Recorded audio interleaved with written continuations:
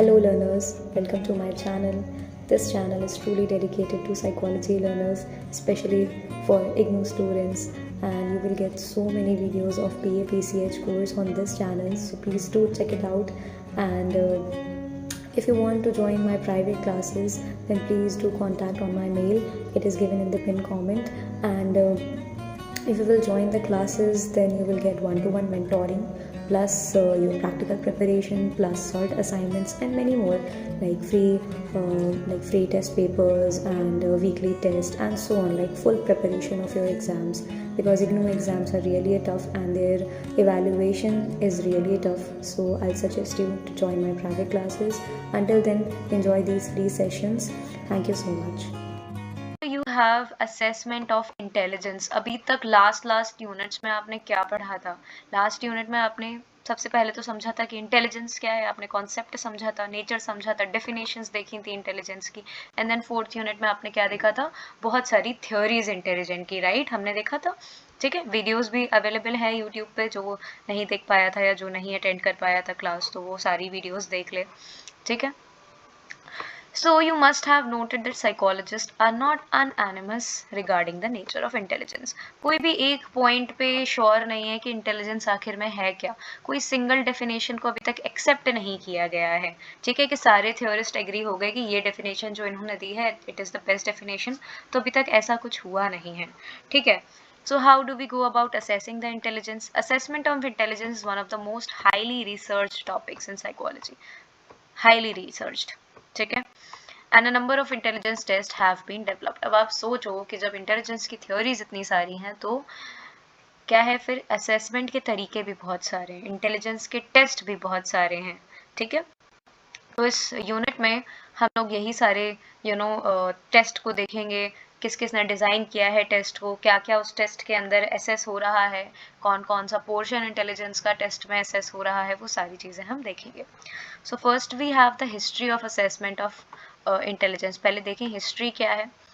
अगर देखा जाए तो जो history of contemporary testing of intelligence, we can know that it started in 19th century, okay, which rise the interest in the care and treatment of mentally retarded. मतलब सोचो कि जब intelligence test होगा या इंटेलिजेंस एसेस होगा तो आपको समझ में आएगा ना कि कोई मेंटली रिटार्डेड है या नहीं, क्या ये एवरेज परफॉर्मेंस जो एक एज ग्रुप, एक पर्टिकुलर एज ग्रुप के इंडिविजुअल की होनी चाहिए, क्या वो उतनी दे पा रहा है या नहीं। तो इंटेलेक्चुअल डिसेबिलिटी को समझने के लिए हम असेसमेंट करते हैं इंटेलिजेंस का, ठीक है। Then in 1838 a French physician Esquirol pointed out that there are different degrees of mental retardation. किसी की ज़्यादा है, कोई आप समझो क्वांटम पे ये चीज़ें होती हैं कि कोई ज़्यादा ही मेंटली रिटार्डेड है, या कोई थोड़ा कम है, फिर कोई थोड़ा उससे कम है, या कोई एवरेज है, ठीक है।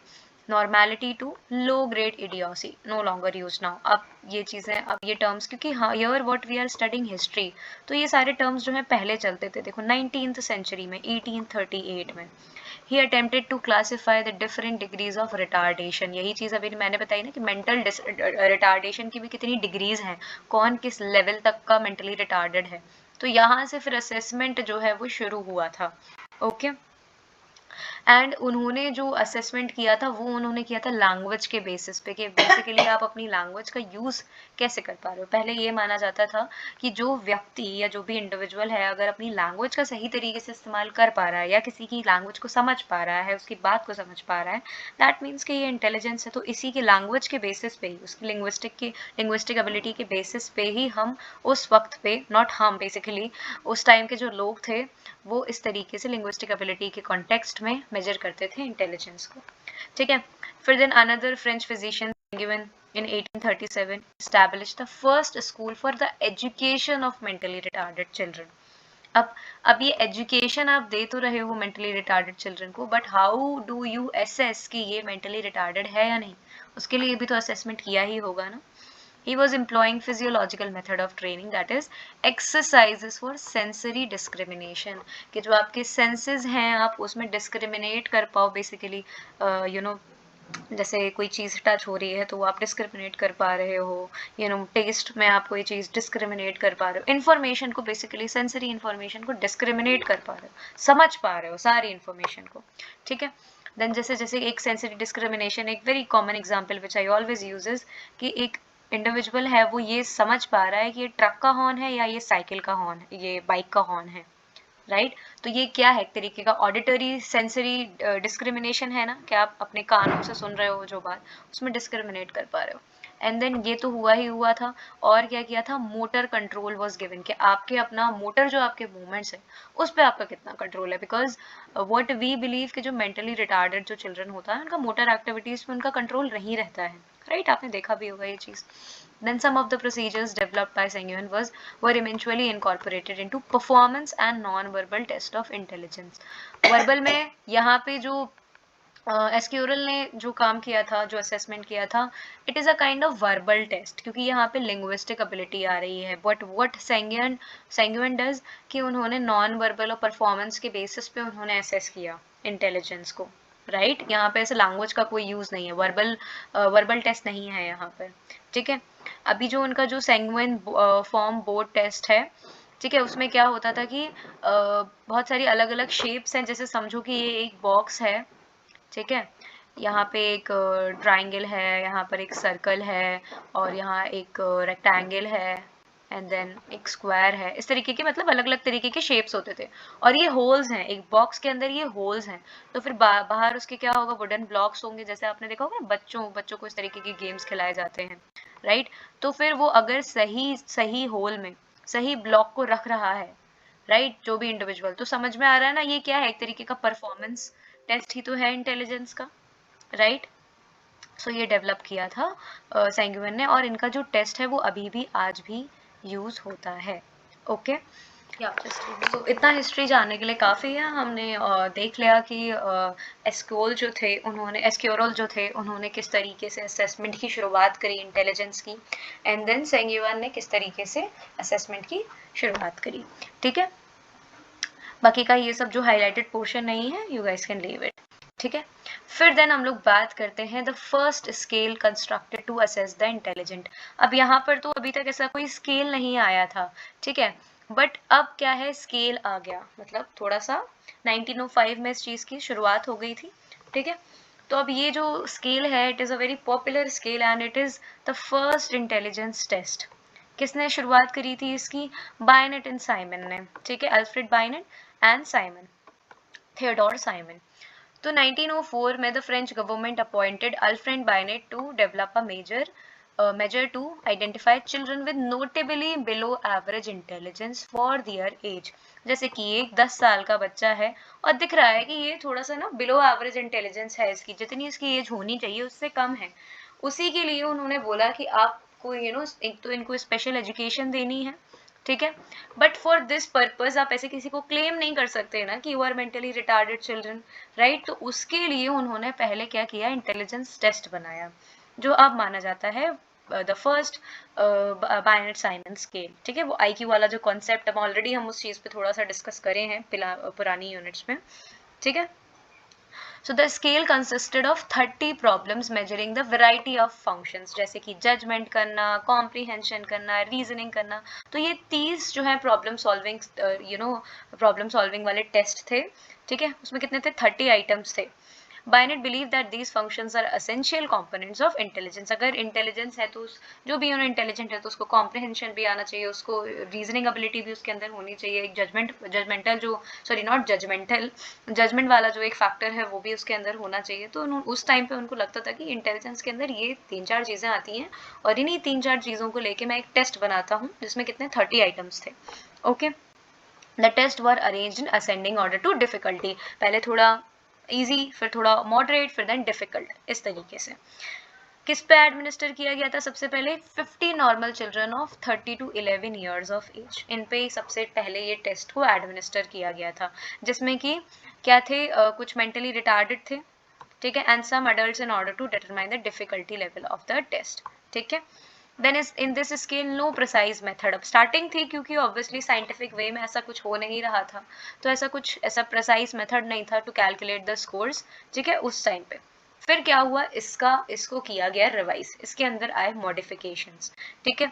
फिर क्या हुआ, as the 1905 scale had been designed to diagnose children with significantly below average intelligence, many of the items the test were very simple. क्योंकि जो गवर्नमेंट थी उन्होंने टास्क ही यही दिया था कि आपको बिलो एवरेज इंटेलिजेंस को असेस करना है, मतलब बिलो एवरेज जिन बच्चों की इंटेलिजेंस है उनको असेस करना है। तो उन्होंने क्या किया था, टेस्ट आइटम्स को बहुत सिंपल रखा था, ठीक है। तो फिर जब उस थोड़ा 2-3 साल बाद 1908 में उसका एक नया वर्जन आया, तो जो बहुत ही ज़्यादा सिंपल जो आइटम्स थे, ठीक है, जैसे मान लो कि बहुत ही सिंपल है, कोई 2+2 वाला ऐसा कुछ दे दिया, तो उसको फिर ड्रॉप कर दिया, फिर नए आइटम्स ऐड किए गए। कब? 1908 में। तो if you have book then just note down कि क्या क्या चेंजेस आए, ऑल्दो एक टेबल भी यहाँ पर गिवन है, फिर भी थोड़ा सा अपनी नॉलेज के लिए। 1908 में क्या हुआ, न्यू आइटम्स वर एडेड, और जो बहुत सिंपल थे उसको क्या किया, ड्रॉप आउट कर दिया। फाइन। फिर क्या हुआ, the major innovation of this later version was introduced introduction of the concept of mental level. अब जब 1908 में ये सारी चीजें आई जब, तो क्या हुआ, एक कॉन्सेप्ट वहां से आया मेंटल लेवल, जिसको बाद में हम कहते हैं मेंटल एज, ठीक है। द टेस्ट वाज स्टैंडर्डाइज्ड, कौन सा, रिवाइज्ड वर्जन जो है 1908 वाला। अब ये दोबारा से आपको असेसमेंट इसकी करनी पड़ेगी, उसका स्टैंडर्ड आपको स्कोर निकालना पड़ेगा, राइट, स्टैंडर्ड वे में आपको उसको करना पड़ेगा। तो ये किसके ऊपर हुआ था, 300 children of 3 to 13 years of age, ठीक है। भाई अगेन जो आइटम्स हैं उनकी एज के लेवल के हिसाब से इंक्रीज होते जा रहे थे। All the items typically passed by a particular age group and were placed at the particular age level. कि ये देखा आपने कि एक टेस्ट है, जो मतलब एक टेस्ट का जो आइटम है या एक क्वेश्चन है, एक सेट ऑफ क्वेश्चंस है, तो 3-4 साल का जितने भी बच्चे हैं वो ऑलमोस्ट ये प्रॉब्लम को सॉल्व कर ही ले रहे हैं, ठीक है। तो फिर वो वही देख लिया जाता था कि ये वाला जो ये जो क्वेश्चंस हैं वो इनके लिए सूटेबल हैं, ये तो इस एज के सारे बच्चे कर ही ले रहे हैं। और फिर आप देखो कि थोड़ा और लेवल का जो हार्डर क्वेश्चन है, ठीक है, डिफिकल्ट जो क्वेश्चन है, तो वो क्या देखा कि 5 साल का एक भी बच्चा नहीं कर पा रहा है, या एक आध कर ले चलो, ठीक है, फिर उसकी इंटेलिजेंस हाई मानी जाएगी। और अगर 5 साल का एक भी बच्चा नहीं कर ही नहीं पा रहा है इस टेस्ट के आइटम्स को सॉल्व, तो फिर समझ लिया जाता है कि इसका मतलब ये 6 साल 7 साल वाले बच्चों के लिए ये है, इस तरीके से, ठीक है। देन यही सारी चीज़ें इसमें लिखी गई हैं। Then mental level of the child corresponded to the age of normal children with whose performance he or she was equal, right। इस तरीके से एक एवरेज स्कोर आ रहा है ना, कि एक 3 साल का बच्चा इतने तो आंसर्स को सॉल्व कर ही ले रहा है, ठीक है। तो बाकी सारे बच्चों को भी, सेम 3 साल के बच्चों को भी इतने सारे क्वेश्चंस को सॉल्व कर लेना चाहिए, ठीक है। फिर देन क्या हुआ कि in various translations of scale the mental level was substituted by mental age, right. फिर फॉर्मूला भी वहां से डिराइव हुआ था, MA/CA × 100, ठीक है। देन इसमें वही चीज लिखी है जो मैंने बताया कि अगर किसी एक 8 साल के बच्चे की फंक्शनिंग या उसका मेंटल लेवल जो है वो 6 साल तक के बच्चों के बराबर है, बच्चा जो है 8 साल का है, बट उसका जो मेंटल लेवल है, उसका जो मेंटल एज है या मेंटल लेवल है वो कितने का है, वो 6 साल के बच्चे का है। उसका मतलब क्या है कि वो मेंटली रिटार्डेड है बाय 2 years, ठीक है, -2 करके मैं लिख दे रही हूँ, मेंटली रिटार्डेड है बाय 2 years, ठीक है। तो यही है। और अगर कोई 10 साल का बच्चा है, वो 12 साल के बच्चे के क्वेश्चंस को सॉल्व कर ले रहा है, तो क्या है, ahead by 2 years, advanced by 2 years, okay. Then हमारे पास एक फॉर्मूला फिर आया, IQ का formula MA+CA/100, it is given here, MA/CA, not plus, MA/CA × 100, fine. तो ये फिर हमारे पास लास्ट में ये आ गया, okay. Then types of intelligence test होते हैं, ये क्वेश्चन जो है आता है एग्जाम में, define group intelligence test and individual intelligence test, तो ये इंपॉर्टेंट है। इतनी सारी मार्किंग्स यहाँ पर इसीलिए हैं क्योंकि मैं ये टॉपिक काफ़ी बार पढ़ा चुकी हूँ बहुत सारे बैचेस में, ओके। सो अब देखो, एक तो है मोड ऑफ एडमिनिस्ट्रेशन, कि आपको कितने लोगों पे एडमिनिस्टर करना है इस टेस्ट को, तो एक तो होगा इंडिविजुअल लेवल पे, एक होगा ग्रुप लेवल पे, फाइन। अब क्या है कि नेचर कैसा होना चाहिए आपके टेस्ट का, तो या तो वर्बल होगा, या तो नॉन वर्बल होगा, या तो परफॉर्मेंस बेस्ड होगा, ठीक है। तो ये है, non verbal and performance almost similar ही होते हैं, ठीक है। अब इंडिविजुअल टेस्ट जो है कहाँ कहाँ पर यूज होते हैं, किस किस सिचुएशन में यूज होते हैं, एक तो है सिंपल, मैं नहीं सब कुछ पढ़ रही हूँ, आप लोग इतने इंटेलिजेंट हो कि ये देख लोगे कि एक तो सबसे पहले है एजुकेशनल सेटिंग्स में हम यूज करते हैं, राइट। It is very easy thing to understand कि एजुकेशन सेटिंग में हम क्यों IQ टेस्ट को लेते हैं, ठीक है, एकेडमिक अचीवमेंट से हम उसको कोरिलेट करते हैं कि जिसका IQ अच्छा आ रहा है दैट मीन्स कि वो एकेडमिकली उसकी परफॉर्मेंस जो है वो अच्छी ही है। देन हम किस पे यूज़ करते हैं for occupational counselling and personal selection और फिर एजुकेशनल, आप बेसिकली फॉर योर करियर, ठीक है, कि आप किस करियर में जाना चाहिए, आपके लिए कौन सा बेस्ट सूटेड करियर है। एंड देन क्लिनिकल सेटिंग में तो यूज़ हम करते ही हैं टू असेस कि कौन सा इसके अंदर क्या इंटेलेक्चुअल डिसेबिलिटी तो नहीं है, या ये जो इंडिविजुअल है मेंटली रिटार्डेड तो नहीं है। तो ये इन 3 सिचुएशंस में याद रखना, एजुकेशन, करियर एंड क्लिनिक। तो इन 3 वेराइटी ऑफ सिचुएशंस में we use intelligence test. Okay, then what are the properties of a good test. आपने ये टॉपिक ऑलरेडी पढ़ा है, स्टिल मैं दोबारा बता दे रही हूँ। आई थिंक 103 में ही पढ़ा है या 104 में पढ़ा है, आई एम नॉट श्योर। हाँ, आपने यूनिट 2 इसी बुक में पढ़ा है, असेसमेंट ऑफ पर्सनालिटी में, ठीक है। तो क्या क्या प्रॉपर्टीज हैं? सबसे पहला तो है कि टेस्ट जो है स्टैंडर्ड होना चाहिए। स्टैंडर्ड होने का मतलब क्या है कि आपके जो टेस्ट की स्कोरिंग आ रही है वो जितनी बार भी असेसमेंट हो, जितनी बार भी कोई भी एडमिनिस्टर हो, कोई भी एडमिनिस्ट्रेटर हो, कितनी बार भी आप उस टेस्ट को एडमिनिस्टर करें, you will get the same score, standard, ठीक है। देन दूसरी चीज के नॉर्म्स आपको सही से सिलेक्ट करने हैं। एक नॉर्मल एवरेज जो स्कोर है वो सही से किस एज के बच्चे का कितना एवरेज स्कोर है, वो एक अच्छी आप तो सही तरीके से उसको कर रहे हो। Then it will also a property of a good test. Then reliability and validity. Reliability क्या है?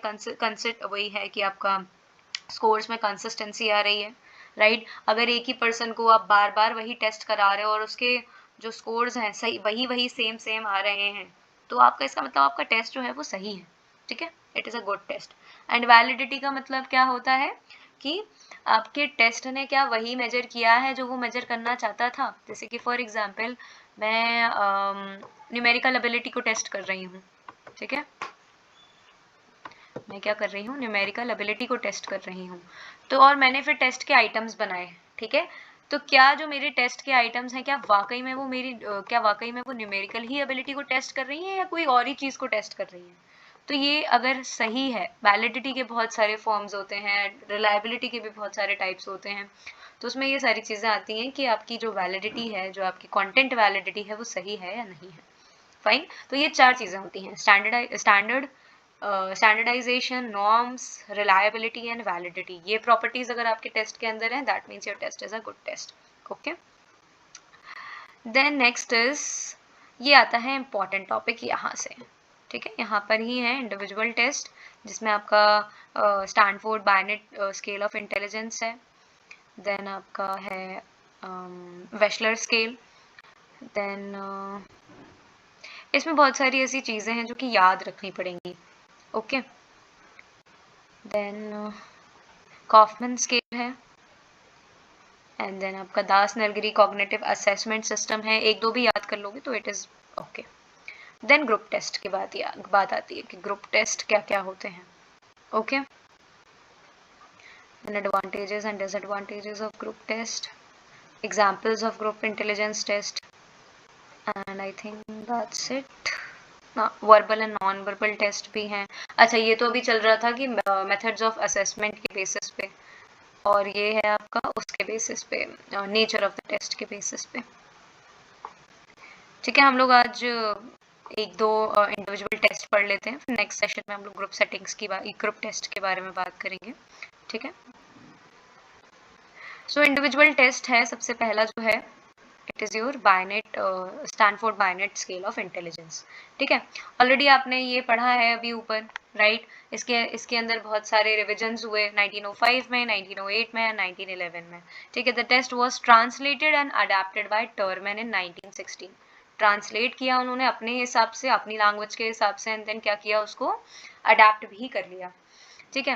The American version of the test included a number of all together new items and some old items which were revised, ठीक है। उन्होंने कुछ new items भी लेके आए, क्योंकि इन्होंने कुछ मॉडिफाई भी किया, उन्होंने मॉडिफिकेशंस भी करे, ठीक है, और कुछ न्यू आइटम्स भी लेके आए, और जो पुराने जो आइटम्स थे उनको भी उन्होंने मॉडिफाई करा, रिवाइज करा, ठीक है।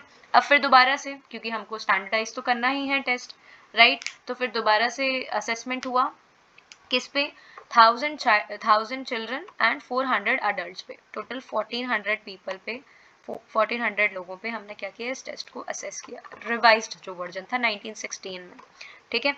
The major changes introduced in each version of the test is given below in the table. तो ये टेबल आपको याद रखनी पड़ेगी, ठीक है। जैसे कि सबसे पहले 1905 में क्या हुआ था, सबसे पहले तो सिंपल वही 30 आइटम का टेस्ट था जो कि बायनेट और साइमन ने बनाया था, फाइन। देन फिर क्या हुआ 1908 में कि जो पुराने एकदम जो बहुत ही सिंपल जो आइटम्स थे उसको क्या किया, रिमूव कर दिया और थोड़े डिफिकल्ट आइटम्स लेके आए, और मेंटल एज का कॉन्सेप्ट भी आ गया था 1908 में, ठीक है। देन 1911 में क्या किया कि अभी तक तो बच्चों पे हो रहा था ये, अब अडल्ट को भी इंक्लूड कर लिया, ठीक है। देन 1916 में कॉन्सेप्ट ऑफ IQ आया, ठीक है, जो कि टर्मन और मेरिल ने किया। 1937 में पैरेलल फॉर्म्स आए कि आपको पैरेलल मतलब एक बार कर दिया फिर वही सेम टेस्ट दोबारा किया, या एक ही बार में दो टेस्ट हो रहे हैं, इस तरीके से, ठीक है। बाकी आप लोग एक बार पढ़ लेना, इसमें थोड़ा सा याद ही रखने की चीज़ें हैं, ठीक है। तो 4-5 भी अगर याद रह रहे हैं तो it is okay. Then last में SB5 जो है, इसके अंदर आया 5 फैक्टर्स ऑफ इंटेलिजेंस। हम लोग अब इसकी बहुत लेटेस्ट जो है ये 2003 में आया, ठीक है। सो SB5 मॉडल ऑफ इंटेलिजेंस ये 5th एडिशन है, ठीक है। अब इसके अंदर क्या है, 10 सब टेस्ट हैं for assessing the intellectual and cognitive abilities. इन सारी ही एबिलिटीज को चेक करने के लिए टेस्ट है और उसके सब टेस्ट हैं। It assessing 5 cognitive factors such as fluid reasoning, आपकी फ्लूइड इंटेलिजेंस, राइट। अभी ऑन टाइम जो भी आपको सिचुएशन दे दें, जो भी सिचुएशन की आप प्रॉब्लम सॉल्विंग कर रहे हो, तो वो एक तरीके से फ्लूइड रीजनिंग होती है।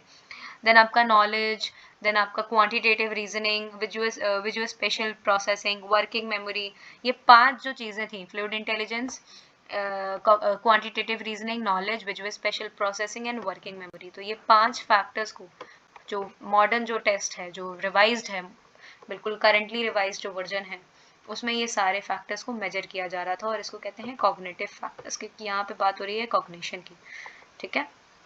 बहुत ज़्यादा ही कुछ ऑब्जर्व करके रखी है मैंने। Let me just clean it.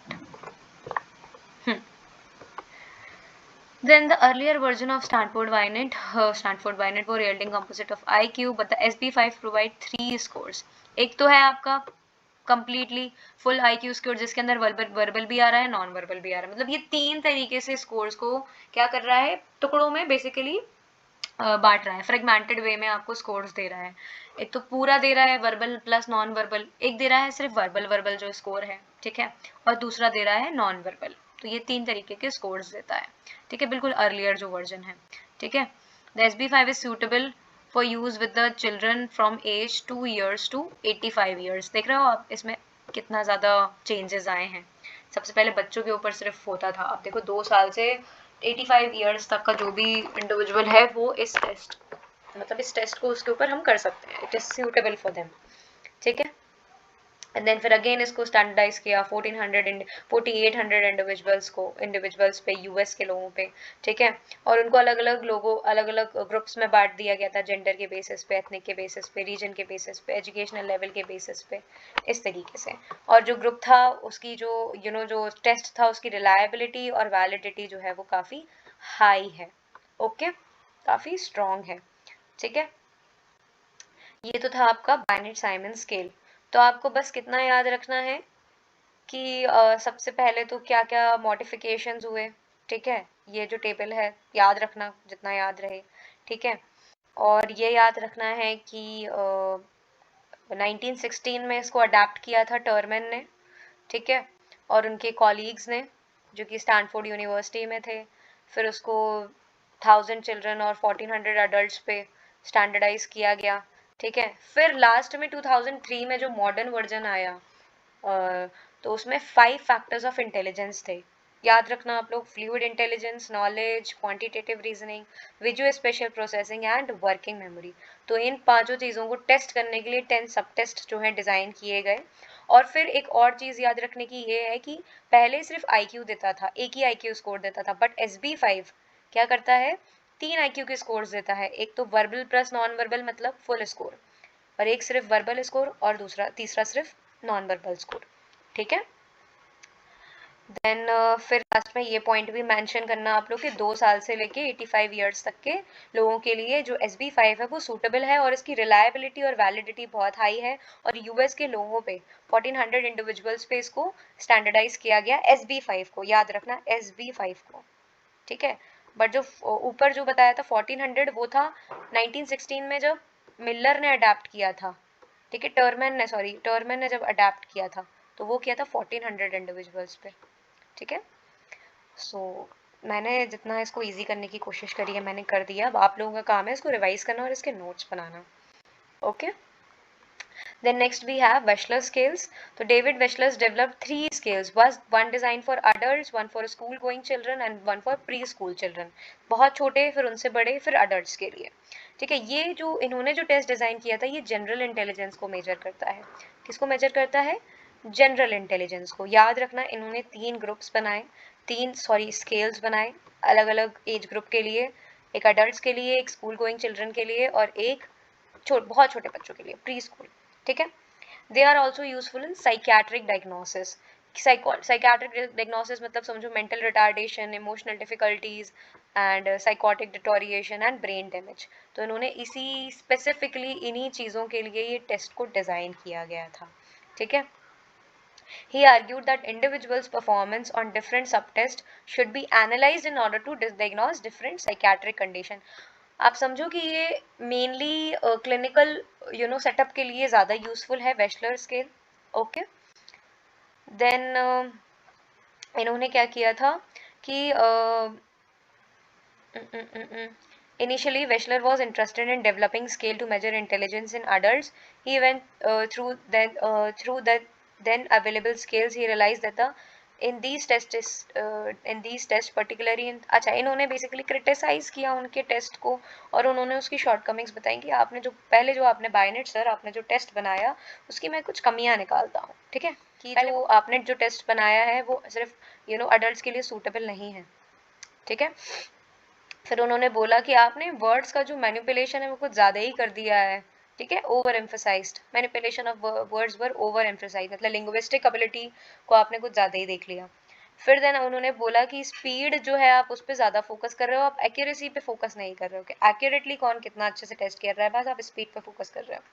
And then last में mental age norms that were used were not relevant to adult testing, क्योंकि इंडिविजुअल डिफरेंसेस भी होते हैं सब में, ठीक है। तो मेंटल एज नॉर्म्स जो आप दे रहे हैं वो भी कहीं ना कहीं अकॉर्डिंग टू द वेशलर सही नहीं थे, ठीक है। फिर उन्होंने अपने टेस्ट की बेसिकली बातें बताई कि मैं जो अपना टेस्ट बना रहा हूँ वो किस चीज़ के लिए बना रहा हूँ। तो उन्होंने बोला एक तो मैं सिर्फ और सिर्फ बेसिकली स्पेसिफिकली फिर मैं अडल्ट के लिए डिज़ाइन कर रहा हूँ। फिर देन मैं परफॉर्मेंस के भी आइटम्स ऐड कर रहा हूँ ताकि ये जो वर्बल वाले आइटम्स हैं वो बैलेंस हो जाए, क्योंकि उन्होंने यहाँ पे यही बात करी थी ना कि आपने वर्ड्स का कुछ ज़्यादा ही इस्तेमाल कर दिया है, वर्बल परफॉर्मेंस का आपने ज़्यादा ही इस्तेमाल कर लिया, मैं यहाँ पर नॉन वर्बल लेके आता हूँ, फाइन। एंड देन उन्होंने स्पीड ऑफ द परफॉर्मेंस पे इतना ज़्यादा फोकस नहीं किया, एक्यूरेसी पे ज़्यादा फोकस किया। एंड देन उन्होंने एक मेंटल एज को आईक्यू डेविएशन से रिप्लेस कर दिया। आईक्यू डेविएशन आपको पता है ना क्या होता है?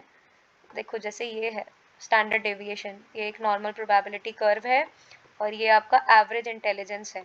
अब कोई यहाँ पर है 115, ठीक है, देन फिर है आपका 130, ठीक है, इस तरीके से। तो ये इतना डेविएट कर रहा है 1, ये इतना डेविएट कर रहा है 2, तो उन्होंने इस तरीके से किसका कितना स्कोर कितना इस मीन स्कोर से कितना डेविएट कर रहा है, तो ये होता है डेविएशन आईक्यू, ठीक है। देन उन्होंने अपना एक अलग फॉर्मूला बनाया था कि एक्चुअल स्कोर क्या है और एक्सपेक्टेड मीन क्या है, तो इससे समझ में आ जाएगा ना कि जैसे एक्सपेक्टेड मीन 100 है और किसी का आया है 80, तो समझ में आ जाएगा कि कितना दूर है मीन से, राइट। तो ये है, उन्होंने फिर वेशलर ने इस तरीके से इसको मेजर किया टेस्ट को, फाइन। देन लास्ट बस हम लोग टॉपिक करेंगे, then we'll end this class. Keeping the basic pattern the same in terms of form and content, Wechsler prepared the Wechsler Intelligence Scale for Children. अब उन्होंने अलग अलग एज ग्रुप के लिए जैसे कि 6 to 16 ईयर्स ऑफ एज के लिए बच्चों के लिए उन्होंने ये वाला टेस्ट डिज़ाइन किया, Wechsler Intelligence Scales for Children, ठीक है।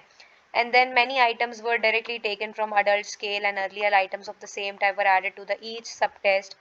Another edition of Wechsler family in 1967 were was pre school के लिए अलग डिज़ाइन किया था, ठीक है, जिसमें 4 से 6 साल के बच्चे आ रहे थे। एंड देन और किसके लिए किया था, 2 से 6 साल के बच्चों के लिए अलग टेस्ट किया था। तो ये हिस्ट्री है, ये पढ़ाने वाली चीज़ें नहीं है, ये पढ़ने वाली चीज़ें हैं। तो आप लोगों को ये याद रखना पड़ेगा कि कब कौन सा चीज़ आई, कौन सी चीज़ें नहीं आई। तो इसमें ऐसा कुछ भी नहीं है टू एक्सप्लेन, तो ये आप लोग एक बार खुद से अभी मत पढ़ना, जब एक दिन एग्ज़ाम होना तो मैं क्या करती हूँ, मेरा एक मेथड होता है, जो चीज़ें समझने की नहीं होती हैं तो मैं उस पर नोट कर लेती हूँ कि ये मुझे एग्ज़ाम से एक दिन पहले ही पढ़ना है। तो ये क्योंकि हिस्ट्री है, इसमें याद रखने वाली चीज़ें हैं, तो इस पर मार्क कर लेना आप लोग अपनी बुक में कि ये मुझे एंड टाइम पे ये रिविजन करना है, कौन सी चीज़ कब हुई थी। सिर्फ एक ही यूनिट में ऐसी चीज़ है, बाकी तो ऐसा किसी में नहीं है, ठीक है। सो याद रहेगा फिर आपको। बाकी एक बार जनरल फीचर्स देख लेते हैं, ठीक है, क्या क्या जनरल फीचर्स थे। Common common sub test for different ages, the 3 scales, इन्होंने देखो अलग अलग स्केल्स लेके आए थे वो। Have the same core sub test such as, सबके अंदर सेम ही चीज़ को मेजर कर रहे थे, बस उनका डिफिकल्टी लेवल जो है वो बढ़ा देते होंगे, ठीक है, क्या क्या, बट जो टेस्ट थे वो तो सब सेम ही थे ना हर ग्रुप के लिए। एक तो वो विकैबुलरी टेस्ट कर रहे थे, इंफॉर्मेशन टेस्ट कर रहे थे, सिंबल सर्च टेस्ट कर रहे थे, block design, matrix reasoning, and then picture completion, comprehension. ये याद रखना आप लोग कि ये सारी चीज़ें कॉमन थी सारे टेस्ट के लिए, ठीक है, बस उनका डिफिकल्टी लेवल जो है वो बढ़ता रहता होगा, okay. Then multi-subtest approach enables the examiner to make intra-individual analysis of the strengths and weaknesses of the individual, just then complete a single global score, ठीक है। उससे पता भी चल रहा है ना किसकी क्या स्ट्रेंथ है, किसकी क्या वीकनेस है, क्योंकि इतनी सारी चीज़ों को ये टेस्ट कर रहे हैं, इतनी सारी चीज़ों को एसेस कर रहे हैं। तो किसी की मैट्रिक रीजनिंग अच्छी है तो किसी का ब्लॉक डिज़ाइन अच्छा नहीं है, किसी की वोकैबुलरी अच्छी है तो किसी की पिक्चर कंप्लीशन अच्छी नहीं है। तो इससे समझ में आ जाता था कि वीकनेस क्या है हमारी और स्ट्रेंथ क्या है, ठीक है। Then verbal and performance sub test constitute the verbal and performing scales respectively. Verbal के लिए अलग स्केल है, परफॉर्मेंस के लिए अलग स्केल है, अलग टेस्ट है, ऐसे भी आप समझ सकते हैं, ठीक है। एंड देन क्या क्या हम लोग एसेस कर सकते हैं, वही सारी चीज़ें, वर्बल कॉम्प्रीहेंशन एसेस कर सकते हैं, परसेप्चुअल ऑर्गेनाइजेशनल स्किल, कि आप किसी भी चीज़ को परसीव करके कैसे अपने माइंड में उसको ऑर्गेनाइज कर रहे हो इन्फॉर्मेशन को, वो सारी चीज़ें इन्होंने एसेस करने के लिए बोला था। And then working memory, processing speed, ये सारी चीज़ें अलग अलग सब टेस्ट के थ्रू मेजर की जा रही थी, एसेस की जा रही थी, अगेन जिससे वीकनेस और स्ट्रेंथ पता चलेंगी, ठीक है। A common metric IQ and index scores, namely verbal comprehension, perceptual reasoning, working memory and processing speed. अब ये मेन और एविएशन है अलग अलग, ये इतना ज़्यादा याद आप लोगों को नहीं पढ़ना है, बस ये 3 ज़्यादा ठीक है कि मीन इतना आ रहा था और आपका स्टैंडर्ड डेविएशन जो है वो इतना है, आप लोगों को इसको याद रखने की ज़रूरत नहीं है, ओके। सो ये 3 ही आप लोग जो फीचर्स हैं वो याद रख लेना, ओके। Then that's it. बाकी ये वाले टेस्ट जो हैं एक बार हम इसको रीड कर लेंगे, ऑल्दो मैंने पुराने सेशंस में तो नहीं पढ़ाया अपने स्टूडेंट्स को, बट स्टिल एक बार देख लेंगे क्या है क्या नहीं। एक बार कॉफमैन और देख लेंगे, बाकी नहीं देखेंगे दूसरा, क्योंकि अगर दोनों में से जो भी आप लोगों को ईजी लग रहे हैं फिर वो आप लोग कर लेना, ठीक है। फिर हम लोग नेक्स्ट यूनिट में नेक्स्ट सेशन में ग्रुप टेस्ट और इन सब के बारे में बात करेंगे।